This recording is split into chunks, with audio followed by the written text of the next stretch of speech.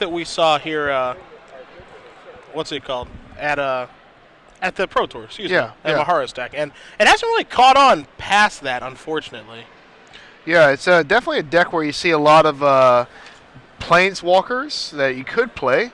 You have a lot of sweet cards you can play in the green-red deck. You can either play, big beatdown creatures. You can play two. I see a lot of them that have.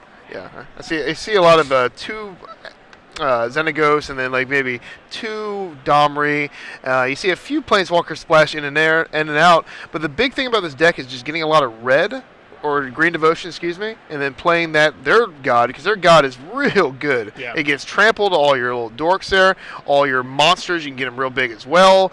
You can also get it as a 6/6, a little larger than some of the other gods as well. So, pretty sweet card. Yeah, no, the God of the Hunt is one of the better cards in this deck. I only play 2 copies of it, but you can find it pretty easily with Garruk once you get all of your engine online. And this deck, if it does draw Nykthos, it can get out of control pretty quickly. So we'll see if Wells is able to find a Nykthos and really get the show started here. His turn 2 was pretty good, obviously. Burning Tree Emissary into Sylvan Caryatid, facing down a Pack Rat. So a good start so far. Yeah, and definitely, like you mentioned, Nykthos, it's definitely much better in the red-green deck. You have a lot more stuff you can do with it. I think in the blue deck it's okay, but in this deck you can just drop your whole hand and make it just a big problem for your opponent. You can do it pretty early also. You also allow them play the, what's the 2-mana guy that untaps the land? Voyaging Satyr. Voyaging Satyr as well, who allows you just to produce a godly amount of mana pretty early on. So, all right, so we see a lot of devotion already, don't we? Yeah, we see an Emissary coming to play, and now he's Xenagos as well. So Xenagos the Reveler are going to come in. It looks like it's going to make a 2/2 Satyr token. Yeah. And even though it looks pretty aggressive right here, this is the mid-range deck. I mean, you have Xenagos, and you have, let's see the creature package here. Yep, 4 Pelucranos, obviously very mid-rangey. Scavenging Ooze, even though it's a 2-drop, it's still a mid-range card because it's not exactly the best 2-mana 2/2 right on the play there. And then you have Arbor Colossus. The humongous, what is it, 5-mana 6/6, right? Huge. So this is the mid-range deck we're talking about, and this is the kind of the knee-jerk reaction. A lot of aggro decks. Let's play this mid-range deck and beat up on him. Yeah, but now he's facing a control deck right now in Mono Black Devotion, so we'll see if he can actually get through. It's not a pure control deck like Esper Blue White Red. It's kind of in between. Yeah. In between mid-range and control, right in that little area. Yeah. And see if he could. He's certainly doing pretty well against a Pack Rat here, just overwhelming the board, being able to consistently make 2/2s that have haste because of Xenagos. And Roundtree, yes, he does have an Underworld connection. Yes, he does have a Pack Rat, but not a lot going on his end. It looks like he's going to start by drawing a card. And the big problem here is this is what the Black Devotion deck does. It feeds on slow decks. But when you play these fast decks, things that come out of the gates, even the mid-range decks, you don't have time to play an Underworld tap connection on turn 3. And not only does that take away your turn 3, but it also takes you a land away from your turn 4 if you want to activate it. So you're just behind. And this is even a board situation here where Pack Rat just isn't very good. When Pack Rat actually starts to be a 3/3, that's when it's great. Yeah. But in this matchup, you're staring down a bunch of 2/2s.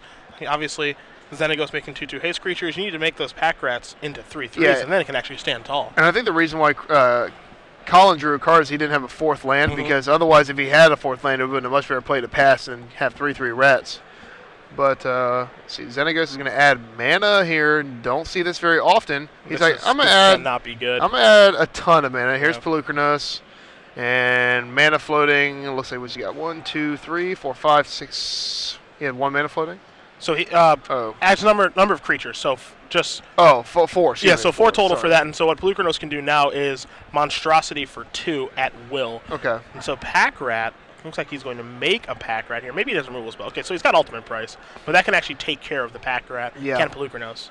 Yeah, and he's going to do that. I don't think he has another play in his hand. So he's going to fight in response. Yep. 5 mana, kill that. And he does have to do it. He does have to do it for 2 and not 1 because Roundtree could just activate Mutavault to make it a 2/2. Yeah. So good play there from Wells. And I've seen a lot of people with Mutavault too. A lot of them leave it open to remind themselves, but it's a lot trickier if you leave just the swamp open. Because then, again, people don't really see it happening. Kind of like tap it to the side there. Look, I'm out of mana. Oh, tap this swamp. Get you. Grey Merchant going to come down. Gain 4, drain 4 for Roundtree. So this is an important card here, obviously, because it has 4 toughness. It can actually, battle these guys and actually leave them alive. And if Roundtree is able to actually chain together Grey Merchants, because he does have another one in his hand, he can actually come back in this game. Yeah, the drain ability on that card makes it probably the best devotion card in the format. Obviously, it's debatable and subjective, but when you have an ability to have reach like that, where you're not burning for 2 or 3, you're draining for 6 or 8 or 10 damage at a time. It's just pretty good. Now, the scary thing here for Roundtree is that he's hoping to dodge a Garrett Collar the Beast, because that's the card that breaks this game wide open and changes the way that the Mono Black Devotion player actually has to play the game. So, Xenagos, we'll see exactly how it was used, if it was for token or for mana. I think he used it for mana just now. I think he did as well, and now there's a Voyaging Oh, Satyr. no, never mind, he did not yet. But he says, so it looks like he just used it for mana and just passed the turn. That's a little bit surprising. I think the dice at 4. Maybe I think he must have forgot to use it. Yeah, he forgot to use it. Okay. Well, either way, no attacks here, so one single Grey Merchant holding down the fort. A little surprise there, where he could have just made a Satyr and then just attacked and forced through 6 points of damage. Yeah. Because now, saying go, that's what Collin's the one who has Underworld Connections online and a fistful of cards here. If your opponent's saying go, you're easily going to claw back into this game. Yeah, that's exactly what you want to have happen. It's just passing the turn back. Yeah, now Roundtree doesn't even have to play another Grey Merchant. He can just play more Devotion and then set up an even bigger drain the next turn. So I think if he has the ability to play 2 black cards in his hand to add to the board presence, that's what he should do. I see a Desecration Demon. I see another Underworld Connection. So I think we're going to draw a card here first. Oh, maybe not. All right, so he's going to start off with the I demon. think you draw a card here anyway, because if you hit a Scryland or something like that, you want to play. Does he play? I'm pretty sure he plays a couple Scrylands there. 3. Yep, Yeah, 3 Temple of Silence. Again, I like doing this main phase. It's not the real popular thing to do, but I like to, just in case, you know? I mean, if you're going to leaving a single black man up doesn't bluff anything. So your intentions are likely to be draw a card on the end of turn, and if you do draw a land, you want to actually play the land. Yeah. So I actually kind of like activating it too. The reverse thought is, 13 is higher than 12, so yeah, something of that nature. The sequencing here, not great by Collin. The only reason because if he draws something of relevance with the connections, maybe he doesn't want to cast a Desecration Demon. Right. So he wasn't working with perfect information. For the and turn. that demon is actually going to do nothing for Collin at all. So besides, he just needs to survive here. Oh, he added mana. This is bad. I mean, he could just be ticking it up to try to get to the ultimate too. Yeah, I guess. Yeah, I wonder if he had 2 more guys in play and did that attack last turn. This game could have been real different. That's how I feel too. Yeah. Because now I feel like Wells is kind of actually playing in to what Roundtree wants to do. Yeah, sure. I'll play draw and go with you all day. Especially when I have connections in play and you don't. What's the ultimate? Is it -7 or 6? I believe it is -7 on Xenagos. Okay. And it lets you bring it pull up a on the bunch of screen stuff. here. Okay, it's -6. Okay. All right, so we're at that point right now. Yeah, it's an interesting card that I have not seen it really ultimate on camera, especially. I mean, pretty much it's just like a 0/0/0 use, and then when you need the mana, But the ultimate can do some stuff here. If we can get Xenagos on the screen at some point, we can show the world the dangers of the final ability here. And you need to exile 7 cards of your library, and then put any number of those creatures and/or lands onto the battlefield. So it kind of reminds you a little bit of the Garrick fun little ultimate that has, putting creatures in play from your deck. Not very used ultimates. Immediately sacrifice the Satyr to the Desecration Demon so that he can protect his Xenagos. Roundtree going to play a land. I wonder why he didn't sack the 0/3 there, the Carrion. Maybe he wants to keep that. There's potentially he just wants as much mana as he can possibly have. Yeah, he might have some big dreams. And there's a Pack Rat after Roundtree does draw a card. So Wells is going to draw his card for the turn. He's been building to a Xenagos ultimate, so we'll see if he's going to cash it in. And he is. So. Oh, he's reading it himself. I don't know how often he might have used this ultimate. It's definitely not the most potent one of all time. So a bunch of cards coming off the top of the deck. 5, 6, and 7. We'll go over them for you guys. We got a Domri. We got a Scavenging Ooze. Hey, there's a Burning Tremissary and Nylea. There was a Temple of Abandon, a Forest, and an Arbor Colossus. So a lot of things are about to come into play. Yep. Collin can't be happy about this. I wouldn't be thrilled. No, definitely. I mean, he was hoping to see 5 land in the top 7 there, but or Planeswalkers. So pretty much everything but Planeswalkers in this deck is going to be put into play off that. Okay, and he is now scrying from the triggered ability on his land here. Yep. Does not want it.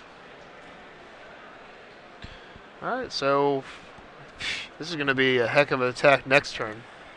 And this is kind of the problem with the mono black devotion deck too, is that when the opponent builds up a big board state, they can't get a ton of things off the board at once because again, this set doesn't have access to mutilate or a card like All is Dust or something that actually gets things off the table. As you see, Arbor Colossus is going to take care of the Desecration Demon, and that's one of the things that we had mutilate before M14. Yeah. But it obviously didn't come through with M14. So as a result, the black deck, it's still a control mid-range deck. It just doesn't have that mass removal element to it. Exactly, yeah. There's no way to deal with a problem situation. Like, you just hope you can drain your way out of it. And, sometimes you don't have that kind of mana. I mean, Gray Merchant costs 5. That's not a cheap way to, get through this. Yeah. So it looks like he got through because he has the pumping ability from his newly added god to the board. Yeah, Nylea is certainly going to work in this board state, and heaven forbid Wells ever draws on Nykthos. Things are really going to spiral out of control. Roundtree quickly going to draw his card. He's down to 5 life, and you can see that Grey Merchant can drain for 2, 4, 5, 6, 7, 8, 9 here. Nine's a pretty healthy drain. Don't get me wrong. Yeah, but I think the damage coming back at him is going to be a gargantuan amount. I think I'm inclined to agree with you. Now, I think Roundtree may have drawn Nykthos for the turn, so I don't know how much he can unload here. Obviously, he needs to just make it another couple of turns. He might be able to actually steal this game with a third Gray Merchant. The second one's going to be pretty good, though. Yeah. Second one will definitely put him in the game. He probably is going to need a removal spell to go with it. But if Tommy does it right and spreads the pumps through his different array of attackers next turn, I don't see Collin being able to survive that. Especially because Nylea gives them all trample, because none of those creatures really have trample inherently. Mm-hmm. So giving those trample makes it so blocks are not available on Collin's side. Pack Rat's quite puny right now. So he's thinking... Pack Rat not at its best in this matchup, no, unfortunately. Definitely not. Or fortunately, depending on who you're rooting for at home. Yep. I think people still have nightmares and limited about Pack Rat. So not many pro Pack Rat people out there, I don't think. I love Pack Rat. Oh, do you? Yeah, how about that? Oh, all right. What right. do you think about that? You and your 3 friends that like Pack Rat can all draft all of them. Yeah, we love it. We absolutely love it. You see Roundtree's going to draw a couple of cards here off the Underworld Connections. He's going to knock himself down to 3. Has not played land yet for the turn. Again, does have Nykthos in his hand. Nykthos can generate 2, 4, 5, 6, 7 mana. So there is a Nykthos, a 1-of in the mono black deck. He's going to activate that. He's got 7 black mana in his pool. Okay, so 7 mana, and he can play, it looks like, let's see how many things he can get in play before he plays a Gray Merchant. Can't play too much, because he has only access to 9 mana total. So it's probably Demon here, and then Drain. Oh, straight to the Start with Drain. Gray Merchant. So this Gray Merchant drain is going to be for 2, 4, 5, 6, 7, 8, 9. Roundtree going to go up to 12. Does Wells he have? going to go down to 7. He already played his land, yeah, so even if another Gray Merchant, he couldn't Can't cast it. He's not going to play it out of order, I hope. Like another black permanent, that would be bad. And plays Erebos. He is going to do that. Yeah. All right. So he misses 1 drain, which could actually end up being crucial That's here. big time there. Yeah. Yeah. Now, Erebos is going to be live. It is going to be a 5/7 that can actually attack and block. Yep. But it looks like he does miss 1 drain there, and so little poor sequencing there from Collin. Going to pass the turn back.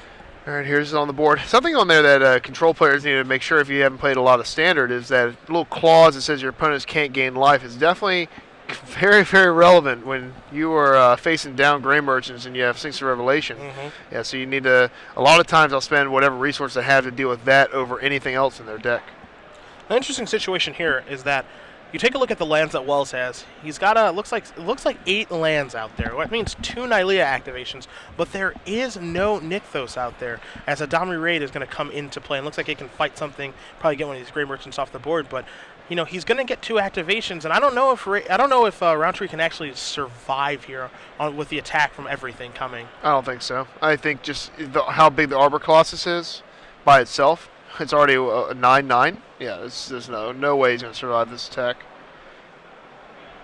And I think if you're Wells, you take every creature that you can and you just turn it sideways. Yes. Besides, he could hold back.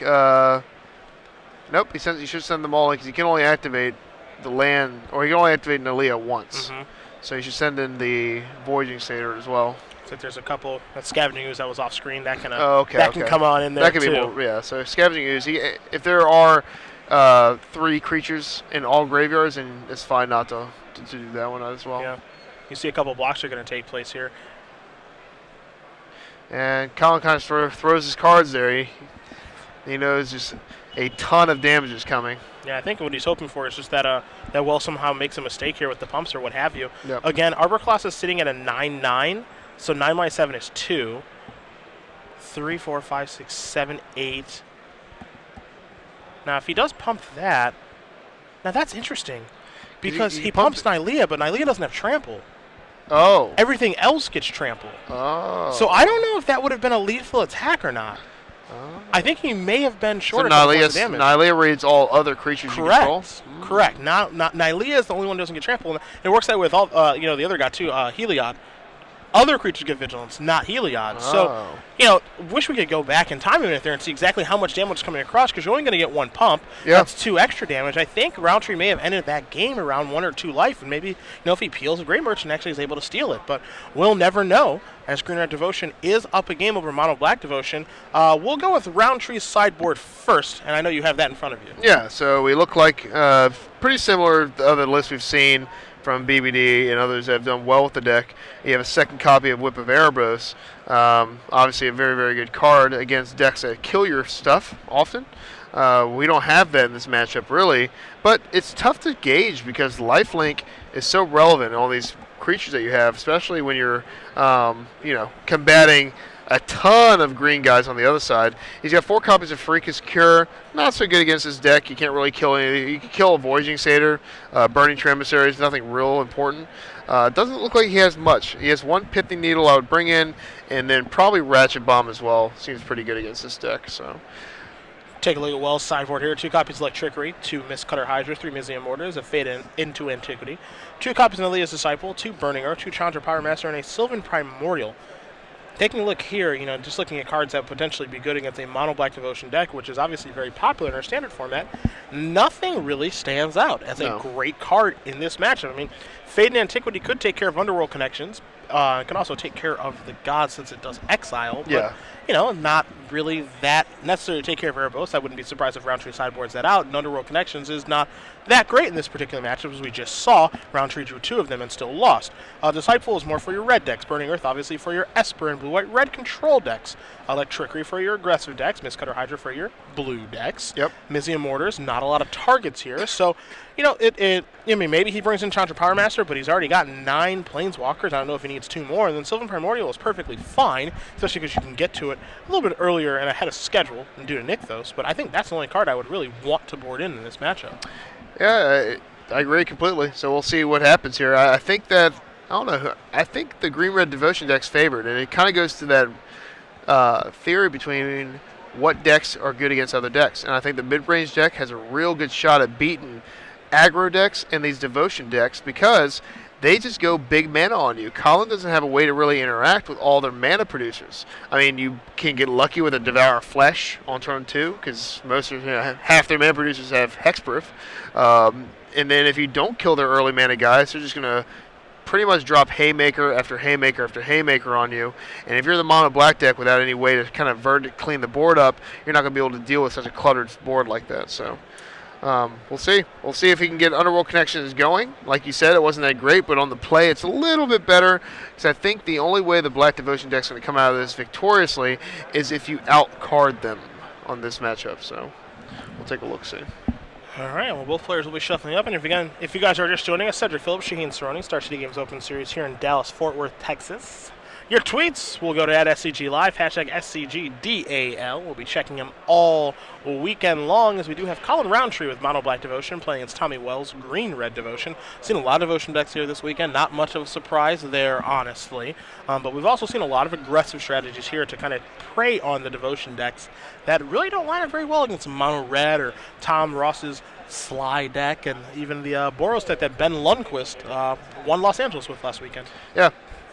And here we go for game 2 here. And we'll see if Devotion, again, can out-Devotion the other one. Yeah. And it's fun to see these mirror Devotions. It's fun to see, like, every color being played, pretty much. Poor Heliod. Yeah, Heliod. Even we saw a little Heliod. It stinks. It's bad, yeah. It stinks. Yeah, he's not very good. There are a little bit of murmuring about him being a good control staple. It's just way worse than, like, Assemble a Legion or things that you don't have to pay 4 mana to get a little token for. So. A little overcosted, but you know, you can't have them all good, I guess, right? Can't have all of them. That means the Heliod's going to like destroy the block constructed Pro Tour or something. Yeah. And I'll just be very wrong. This Roundtree is going to take at least one mulligan here. We'll see if he goes any deeper than 6 cards. Yeah, we say this now. Next week, Heliod wins. We'll see. Yeah, wins the Open in Providence for sure. Maybe in Virginia Beach where you'll be. Yeah. You're going to Virginia Beach for the Classic next weekend. I will be there. What are you playing? I'm going to be playing blue, white, red control. Definitely, I guess a meta game where I could play Esper and do pretty well. But I can't let all those people down who have been with me the whole time trying to get blue, white, red polished and ready to go. So for those who are going to be in Virginia Beach, if you want to meet up and talk and see if we can improve the control decks, sit down and have a little powwow about it. If you have any suggestions for me, you can tweet at me at @ShaheenMTG for changes that you've made. I've talked to a few people here in Dallas who are playing blue, white, red that have added and subtracted a few different things. And I think the beauty of control, especially nowadays, is that you can play it and you can change a card here and there and it'll still be just as effective. You can fine-tune it for your metagame. You can even change it completely around. Like we said, if you need to cut a whole bunch of anti-control cards for a bunch of anti-aggro cards because you're just positive it'll be flooded with that, it's completely acceptable. And you're still drawing a lot of cards. You're still Wrath of Godding, Supreme Verdicting. You're still playing Aetherling at the end of the day. So you can't do anything too wrong, you know? So right, here we go. Looks like Roundtree is happy enough. He's going to start with a Temple of Silence. Get a scry on. Keep the top card. And we are underway here in game number 2. And that's Tommy Wells just going to play a forest and pass the turn back. So Roundtree going to draw that card that he kept on top. You see he's got a Doomblade in his hand. Also has a Freakish Cure. I think the key for this matchup for Roundtree is just to keep those mana accelerants off the board. Yeah, and again, it's tough. Hexproof. I mean, who would have thought, you know? Yeah. Who would have thought? Sylvan Carriage is very, very good. Scavenging Ooze is going to show up to the party, and Freakish Cure is going to take care of that. I didn't think he was going to board that in. There's very few cards Freakish Cure can hit. He can hit a Voyaging Satyr. You can take care of a Burning Tree Emissary, a Voyaging Satyr, and an Elvish Mystic. So I think enough targets. If your plan is to actually keep him off of Mana Acceleration and try to make him play a fair game with his 23 land deck, then I suppose, this is a plan that can actually end up working out. Yeah. As long as you keep all 4 Underworld connections in, I like that strategy. And it looks like he has one in his hand because if you're going to be one-for-oneing the Mana Dorks and hoping to get him off the mana, you're going to have to be able to keep up with cards. And it looks like he plays a Nightveil Spectre, but he does have an Underworld connections in his hand. So he did not board a lot of them out, we think. So Roundtree is going to get the 2-3 established, going to start attacking Wells, is what I would like to assume, as Wells does not have red mana yet, so no Dominant Raid going to come to the party yet. Nope. Again, a deck that does have 2 Mountains, 4 Temple of Mana, and 2 Mountains, 4 Temple of Mana, 4 Stomping Grounds. And then Sylvan Carriage also doing some work on the red mana. Here's an Elvish Mystic and a Scavenging who's going to pass the turn back. Will Wells to Roundtree. I think he's holding a Thoughtseize in his hands. He is. Yeah, so I think you attack with Nightveil Spectre first, see what you get. Obviously you can't cast much. Probably a land is what you want to see. And it's a Burning Tree Emissary. That will not be cast for a long time on Collin's side. Not the best find for Collin, but actually a good takeaway because you might assume, as here's the Thoughtseize, so we'll figure out what's in Wells' hand, that he might have a red card in his hand. I see a Garrick. You see 2 Garricks, you see a Nykthos, and you also see a Dominant Raid. So that red land would have been, or that Burning Tree Emissary would have been very, very good. But actually, Emissary would have been great because he plays Nykthos, he plays Burning Tree Emissary, trigger, get the red-green mana. Nykthos is going to give him 4, and then he could actually have cast Garrick too. So if he would have drawn Burning Tree Emissary, he could have actually played Burning Tree Emissary, get the trigger, play the Nykthos, activate the Nykthos, gets 4 green mana, 1 more from the Mystic, 1 more from the Forest, and actually cast a Garrick that turn. That would have been pretty wrecking for Collin. Yeah, and Thoughtseize can't take away the land, obviously. Another one of these new Planeswalkers, I mean new-ish, that just has so much loyalty. These guys, as remember, these older Planeswalkers, the first Garrick's weak. They go down to 2 after you make a guy. A Johnny goes down when it pumped all your guys back in the day. Jace Beleren. Obviously, all the loyalties were 2, after you use them. And now we're happy when it's only going to 4. Yeah, that's a dream come true. Yeah, like when someone plays Domri and pluses it, I'm like, all right, finally, I get Warrior Seals it, so I can kill it. But yeah, Domri's a lot less scary than it was in the last go around because these decks have a lot less creatures than the other ones did. Thoughtseize is going to take care of one of those Garricks. Going to leave Wells with a Garrick, a a Nykthos and a Domri, and Wells does draw an Elvish Mystic for the turn, so he's almost to Planeswalker land here. Yeah, I think Collin either A has a second Thoughtseize. I don't think he does, actually. I think he's just banking on getting one. He really needs to get that Garruk out of Tommy's hand, because we know how bad Garruk is for this deck. Ooze is going to go to a 3/3 as it eats the Scavenging Ooze that was killed with Farika's Cure earlier in this game. So Wells is going to deal Roundtree 4 points of damage. Going to follow that up with an Elvish Mystic. Going to put that Nykthos out there. And we do know that Wells is just left with 2 Planeswalkers, Domri and Garruk, as Roundtree is going to untap his Nightveil Spectre and his lands. And we'll see where he starts his turn. I think that's a Ratchet Bomb, and I assumed he's going to bring that in, and this is going to destroy Tommy's elf board here. If he can get there. If he can get there, yeah. But luckily, I think Tommy has the ability to play Garruk next turn. So Collin's going to need to, he's going to need to hit a Thoughtseize here. Nykthos provides no mana currently, right? 2 and tap it. That's correct. So we need 1 more Devotion for a boost here. So Tommy's got a 1-turn window to draw a land to play Garruk here. Unless I think he has 3 lands to play. Does he have 4 lands? He's got 4 lands. He drew the Mystic. Okay, yeah, so Garruk is coming down. And you see Roundtree a little frustrated here because he didn't find what he was looking for. So he says, all right, got to attack you with the Spectre to start. We'll see what I find off of this. And it is a Voyaging Satyr that I cannot cast. There's a Swamp. Oh, he has Doomblade. Oh, he can stop it now. Do you Doomblade? I think you have to. I almost feel like you have to because you can't beat Garruk. Yeah, and so he does. He's going to Doomblade the Mystic, going to play Ratchet Bomb and pass the turn back. So now he does need the land. You see Tommy kind of pound the table with saying, I hope I get there. So remove the Elvish Mystic to the Scavenging Ooze that was killed via the Doomblade. Yep. And is it a land? Is it a Temple of Abandon? It is a Burning Tree Emissary. That'll do it. Yep. It gives him the net 1 that he needs. Now, do you play that, or do you play Domri and fight that Spectre and just keep bashing Collin's face in here?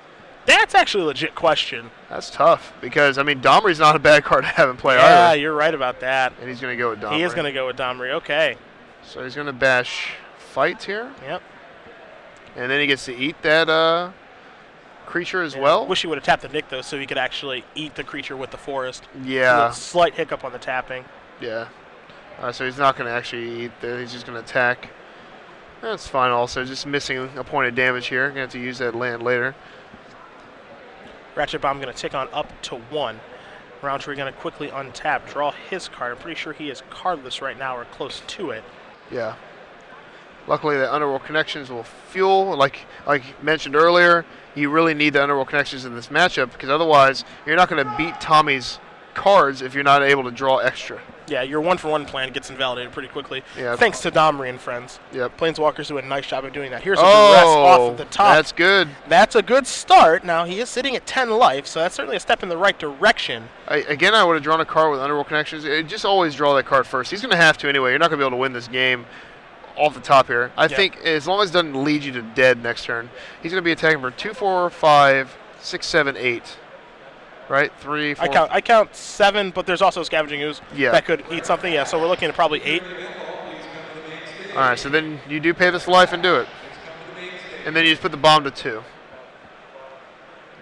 Yeah, I think I agree with you where I think it's a situation where you do just have to draw a card, go down to 9, and maybe you find something like a Hero's Downfall or a Doomblade or what have you. Yeah, Freakish Cure even. Anything. So he's going to go down to 9, will Roundtree. Draw a card. It's a spell. He's just ready to tap. He's like, ready to go. What spell is it? It's a Pack Rat. So not the best spell because it's actually... Okay, so Domri can't fight that because it's at 1 as opposed to 2. Still bad, too, because I think his plan is to get Respawn to 2, which would kill all the Pack Rats as well. So... Domri, going to tick on up. Take a look at the top card of the deck. What do we find? It is a Sylvan Caryatid. Actually, not that great of a draw there from Tommy because, of course, Ratchet Bomb looks like it wants to go to 2. I think Pack Rat will be chump blocking a Scavenging Ooze this turn. I think I agree with you. Yeah, and the only way I wouldn't do that is somehow... Nah, I'll definitely do that. Yeah, I would. I think I'm with you. I would be blocking here if I could. I mean, if he sends an Elvish Mystic and everyone else, then it might be tempting to kind of try to kill Domri, but you don't have kind of resource for that. Your life is way too low for that. Yeah, I mean, the question is if Wells were to send in every creature this turn, there is a Burning Tree Emissary, he might actually... Is he going to cast that Sylvan Caryatid too? Oh, man, it's just... Yeah. So here's a bunch of mana. A bunch of mana don't really do much here. And we know his last card is Sylvan Caryatid. Yeah. So there's that. So wow, he's going to cast all these things in the face of Ratchet Bomb. That's interesting because it's obvious that Collin will be popping that bomb for 2 before he did any of that. Yeah. Because you can't beat that ooze. So my question here was, okay, let's say he attacks with the ooze, the elf, and the emissary. Okay. Well, what do you block with the pack rat? I think you block the ooze. Just want to keep your life total high? Yeah, because you're going to be popping that. But I understand there's some merit to blocking the elf, but I think absorbing 5 damage is more important than getting rid of that elf currently. He disagrees. He's going to trade with the elf. Because you have Underworld Connection, so you can get yourself back in this game. The only thing that will prevent that is just the life you're at. Yep. But I mean, it's not a horrible play. It's just different. So Bomb's going to go up to 2. Bomb is going to be a little 4-for-1 action. So it's going to be Bomb versus Domri. Excuse me. It's going to be Domri versus like Underworld Connections. So 2 card drawing engines out here. Bomb is going to go boom. I think you got to do it right now. Yeah. There's a Nightveil Spectre off the top. Again, I would draw a card first on Underworld Connections. Ooh, to he's see going to pass back? What are we waiting for with this Ratchet Bomb? I don't like this. No, it's I guess he's going to do it in combat here. I guess maybe his thought process is he leaves it in play because maybe Domri tries to fight the Spectre and blow up everything. Yeah. Maybe you could induce a mistake. See, he would be in so much better shape if he had an elf in play and then was at 6 life. Sure. Yeah, I think this is where he's going to really feel the burn now. If he would have done that, then I would give the advantage to Collin to win this game. Mm-hmm. Right now, now it's much more even than it looks. So Bomb's going to blow up. Scavenging Ooze is going to eat some things, push Wells up to 21 life, and he's going to lose his entire board except for that Planeswalker that's sitting at 3, not 2, just so that you guys do know at home. So Nightveil Spectre's not going to be able to get it dead yet. Oh, yet. He doesn't draw a card. I would go to 1 there. I like the boldness. Yeah, I mean, your 1 is the same as 2. Fortune favors the bold. Yeah, it does. And I heard last time I checked, 1 is not 0, so you're good. You can still keep playing your Magic the Gathering after that. All right, so let's see. He's going to get a 1 now. Now, if he draws like a Gray Merch, he's going to be upset at himself if he doesn't have that 5th land. All right. Get in there. Attacking, I'm sure. I would attack Domri. I want to get the Planeswalker out because, of here. First of all, he looked at that top card, so you know it's garbage. Yep. You want him to draw that card. Now, there's a Pack Rat and passing the turn back. Now, had he drawn a card with connections prior, he could actually play Pack Rat and activate it. Yeah, so this could be a difference. Now, there's red mana off the top there for Wells, a Temple of Abandon. Going to put his top card to the bottom.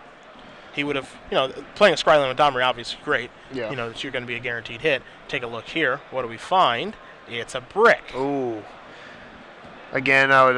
I think I said Nightveil Spectre at Domri again because I want him to draw the brick. Same. I want to draw that bad card. Yeah. I mean, I say a brick, but there's a chance that it's a Planeswalker. Obviously. Yeah, but I'll take my chances. Much more likely it's a land.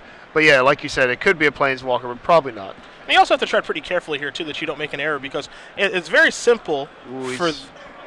Ooh, what's this? He's attacking him. So okay, no, he's attacking him with the Spectre, and then Pack Rat's going to go after the Domri. He's going to discard a Thoughtseize, which he can't cast anyway because he's at 1. And this is good because he's going to have an untapped blocker in the face of Xenagos making a Satyr token. Right. I don't like getting rid of that top card. I think you have a safe card there. Okay, I see what you're saying there. I mean, it could be a Planeswalker, but even if it is, it's not that bad, and this is a land. Ground. So him drawing that land is more important than anything else you can do that turn because it gives you a whole other turn to untap and use your spells. Agreed. So Tommy could draw his way out of this. If he draws like a creature here or any spell, it could have been prevented by making him draw that Stomping Ground. Yeah, you had him on 1 blade draw step. There's a Stomping Ground there from Wells. Pass the turn back. Roundtree's going to quickly untap his board. And so now Roundtree's in the favorable position that every draw step is either another creature or relevant spell. Yep. So that's exactly the spot he wants to be in. He's going to quickly get into the red zone here. Looks like we're going to see a Pack Rat activation. Discard a Swamp. Has an untapped blocker for Xenagos. Right. And now you're going to get a trigger off a Nightveil Spectre. An attack here for 3, 6, 7, 8. Yeah, I don't like I guess he's left the Ratchet Bomb on 0 for Xenagos tokens, but I think he should have ticked that up as well. But it's not Top a huge card deal. is a Burning Tree Emissary, which he cannot cast. So he passes the turn back. Wells draws his card. It's a Sylvan Caryatid. Not going to do much. I think it would have also held the Ratchet Bomb to make another Pack Rat as well. Because you could have had another one here too. At this point, we're at I'm going to just make Pack Rats unless it says gain life on it. And it looks like it's going to be a lethal attack anyway, right? Because Sylvan Caryatid gets in front of one of these rats. You activate the Pack Rat. You're going to get in for 4, 8, 12, 13, 14 points of damage. It's lethal. Here come the boys. Yeah, here comes Pack Rat and friends. Sylvan Nightfell Spectre hanging out on defense. He's still going to win, but it's definitely not sending it all just in case. Yeah, all right. Yep. So we're going to go to the third and final one between Roundtree and Wells. You see plenty of people looking on, curious with the action here between Green Red Devotion and Mono Black Devotion here in Dallas, Fort Worth, Texas. I see Collin is also sporting a blazer, being fancy like us. That's right. Where's Real Idols? classy. Where's yeah, Idols? It could be, yeah, definitely. We'll after the match, we'll go down and there's no real cards for me to like sign, so I would never cast any of those cards. So we'll leave it to you to sign Pack Rat because you're part of the Pack Rat fan club. So, yeah, I actually started it. Yeah, you started the movement. Yeah, you're the president, CEO, and #1 fan. Well, look, here's the deal. I wasn't a big fan of Pack Rat, and then at Pro Tour Return to Ravnica in Seattle, Craig Wesco passed one to me in Pack 2. Oh wow, that's like lottery. In Pack 2. Pack 2. Yeah, or I could just end that sentence with he passed one to me. Mm-hmm. Yeah. So that was really nice. Yeah, that was really nice of him. Did you thank him for that, or? I didn't do anything, but I don't know why he did that. I don't know. Maybe he wanted me to do well at the Pro Tour or something.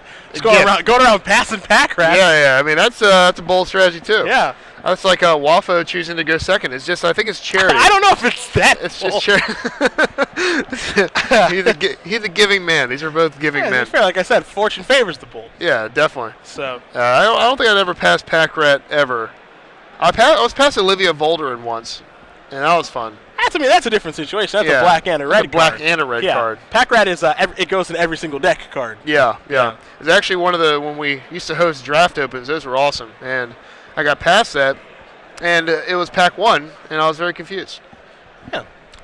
I would be confused too. Yeah. I was at that Pro Tour. I was forcing Rakdos in draft. This was the thing I was most comfortable with. And after Pack 1, I hadn't seen a ton of black and red cards. Seen a few in the first picks, but it felt like someone was kind of fighting me on it. Yeah. And so Pack 2, I picked up some cards for Izzet, and at the back end of Pack 1, I picked up some cards for Izzet and was looking to abandon ship. Even though I didn't like drafting Izzet very much, if the black-red cards aren't there, they're not there. Yeah. And then I was greeted with an Augur Spree as the card that I opened, so I said, okay, I can splash that in a deck. Okay, I'll take that one. It's a great removal spell. And then I got a Pack Rat. I said, you know what? I'm going to stay. Yeah, I'm going to stay. I'm going to stay in Rakdos. It's like blackjack. You have like a 4 or 5. You're like, I'll stay. Yeah, I'm going to stay in Rakdos now. They're like, you just know the dealer's going to bust there. Yeah. Stay. So that was a fun second draft of that program. Yeah, speaking of those who are just joining us, Shaheen Sarani, Cedric Phillips here from Star City Games here in Dallas, Texas. And speaking of limited fun, remember the time we battled at the Grand Prix and I went in for the top 8 pretty much. I couldn't draw the next round. Yeah, I could. It was almost a win. Yeah. It was a tiebreaker, kind of messed it up a little bit. I boarded in 3 Downpour. If you guys don't know Downpour, I don't know if we can get that on the screen or not. It's a very good limited card. It's one of the better limited cards. One of the better limited cards. Yeah. M13 Downpour. Sometimes you draft a deck and you have 18 playables, and that time for me. How many? About 18. 18. Here's Downpour there for you. It is. And I was like, hard to believe this is a common. Yeah, hard to believe. Yeah, it's definitely. I had 3 of them. Yeah. It's pretty fortunate of me. So I won game 1 against you. I forgot how. I was pretty lucky. And then game 2, I'm like, you know what? I need a little help, so I brought 3 of these in, and almost got me. Almost. With the old Downpour. I would have. I don't know if I would have ever played another game of Magic if I would have lost to a man casting Downpour. I'm not gonna lie. Downpour after Downpour. That would have been it for my career. I'm glad I lost then, because we need to keep you around. Yeah, you kept it going. Just a little bit longer, at least. God. As we are going to be underway here in game number 3. For us to start, no Elvish Mystic Duress here for Roundtree. What do you think about Duress in this matchup? You have about maybe 8 targets? You're looking at 9 Planeswalkers, and potentially the cards that he sideboards in are spells. So I don't hate it in this matchup. The problem is that it doesn't take the... I guess I don't want to say it doesn't take the important cards, but there's I think like a time and a place to cast Duress, and I'm not convinced that it's on the first turn. Oh, definitely not. Yeah, it's easily turn 3-ish, especially if you're on the play, so you can stop Domri. But Black does have a hard time dealing with Planeswalkers, but that's what your Thought Seizes are for. You can Thought Seize the spells, and then you can deal with the creatures with your removal spells. You gotta, split up there. Because look, if you look at Collin's hand, he has a Pithing Needle in there. I mean, how much hate do you want to bring in for the Planeswalkers? It's just a little much, I think. You saw the hand with the duress as Nykthos is going to come into play, and then Sylvan Caryatid as well. He's also got a Voyaging Satyr, a Pelucranos, and a Scavenging Ooze hiding out in the hand does Wells. Yeah. So with the Pithing Needle, do you play this preemptively?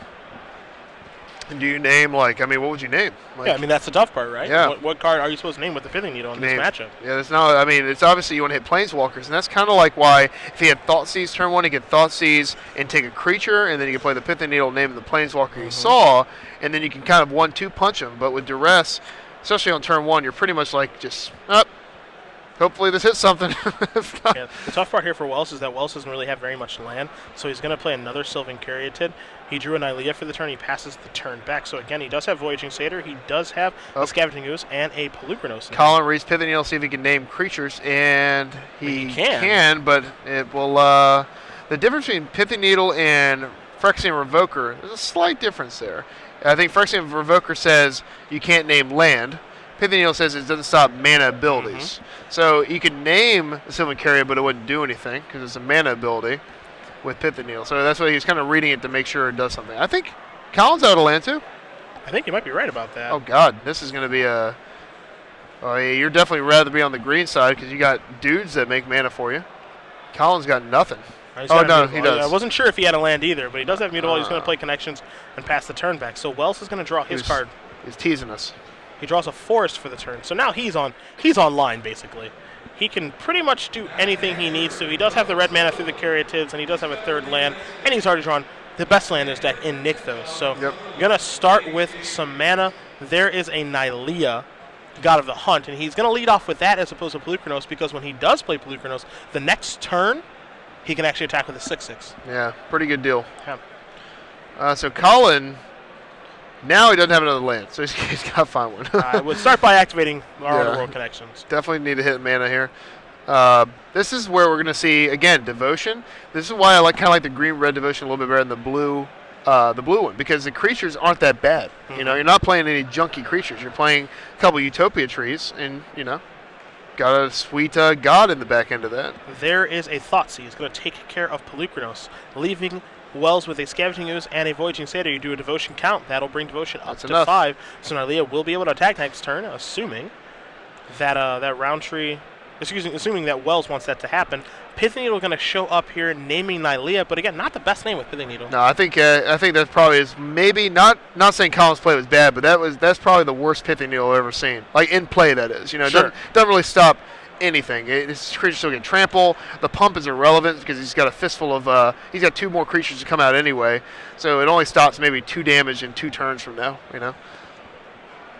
So here is the Scavenging Ooze. Follow up that with the Voyaging Satyr. Ooze can go active too. Eat that Pelucranos if he wants to. You saw Wells drew a Stomping Ground for the turn, so he's got plenty of mana. Yeah. Doesn't need to draw any more lands for the game because he's got Nykthos out there anyway. And so Nylea, you know, you didn't needle it, but it can come across for 6 points of damage, and that's exactly what it's going to do. Yeah. Stomping Ground comes into play tapped, and we're over to Roundtree. I would eat the creature main phase because he saw Freakus Cure last game, and you don't want to. I mean, that could just be disastrous because it would ungod his creature there. So let's see what Roundtree has. Roundtree has a Doomblade. You should maybe eat in response, gain life. I don't know if it would do that because you might want to save it for your future. Yeah, that's what I was oozes. thinking. Yeah, and because I don't think 20 and 21 is not too big of a difference there. All right, so I mean, Collin's in pretty good shape. The Needle actually is going to come in handy because there's the Cure. All right, so there's the Cure taking care of the Satyr, and we saw the Doomblade take care of the Ooze. So right now, Nylea actually doesn't really have any text. No, not yet. But we know that's very, very short-lived. A Burning Emissary can activate it. A Garrick. There's lots of draws that are just absurd here. Pelucranos. There are, as you mentioned, a lot of really good draws. Stomping Ground, not one of them. Nope. So Roundtree fades that draw step. And we see it again. We have 2 Underworld Connections here. We're going to see Collin bury Tommy under card advantage and be able to handle. He can just keep drawing, you know, Devour Fleshes and other things to continue to win the card advantage race. Yeah. He has a Nightveil Spectre, but I think you want to draw a card here for a few reasons. 1, you want land. That's how you're going to win. And 2, if you don't draw a land, you still are holding, like, you know, a lot of action. You'll be fine. And he will draw a card. So Roundtree going to go down to 12. And I'm with you. He definitely does want lands. He wants as many lands as he can get his hands on right now. To just keep powering through this. He's going to pass the turn back, leave up Hero's Downfall. There is a Burning Tree Emissary, as you did mention, so that shows up. Trigger. Nothing to do with it, obviously. No cards in hand, and you're going to want to kill that Emissary. Get it out of here. He's going to use Hero's Downfall. Get that thing out of here. And Hero's Downfall is actually pretty good in this matchup because of just the size of some of these creatures. And it's just really good. It's just another Doomblade. So I see another Thoughtseize. That's a dead draw. Tommy is obviously playing off the top. But in this, pretty soon, when this other Underworld Connections comes down and he's just drawing cards, it's going to be tough. Collin's pretty much a Gray Merchant away from being safe here. Drew a land. There's a swamp. Gonna put a Nightveil Spectre into play, and he's really valuing Nightveil Spectre over Underworld Connections. I don't mind that. As long as he's building the devotion count, he's just setting up for the eventual drain coming. And here it is. Again, a card that was... A lot of these cards in these black decks, like this and Desecration Demon, pretty much had no value. And then, obviously, with new cards comes new opportunities. Here's a Faded Antiquity. Going to take care of the Underworld Connections, lower the devotion count a little bit. Luckily for Roundtree, he does have a backup Connections in the grip. You see a Farika's Cure and a Thoughtseize over there as well. Yep. Draws a Temple of Silence for the turn. Yeah, Tommy is pretty much about as bad as you can get for him. Yeah. He just has a couple defenders out. Elvish Mystic goes to the wayside. He's going to play another, it looks like Underworld Connections here.